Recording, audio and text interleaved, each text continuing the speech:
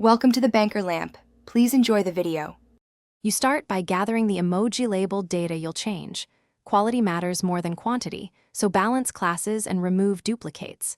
Next, install Python and your preferred framework like PyTorch or TensorFlow, plus an emoji utility package. Once done, create a virtual environment and pin versions. Then configure training hyperparameters, learning rate, batch size, epochs, and export a baseline checkpoint. This baseline lets you compare results after changes, so make sure to validate a small subset before moving forward.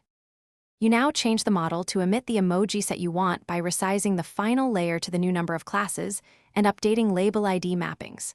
At the same time, augment your dataset with flips, crops, and synthetic samples so the model learns robust emoji cues. Once mapped and augmented, load the baseline checkpoint and fine-tune rather than training from scratch when possible.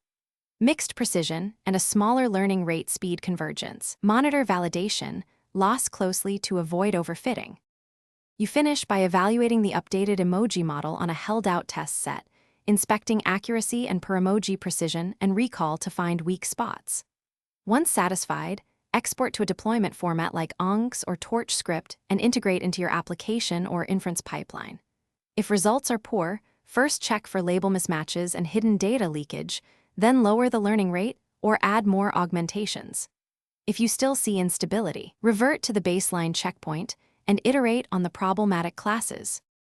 Thanks for watching. If this was helpful, leave a like and consider subscribing. See you next time.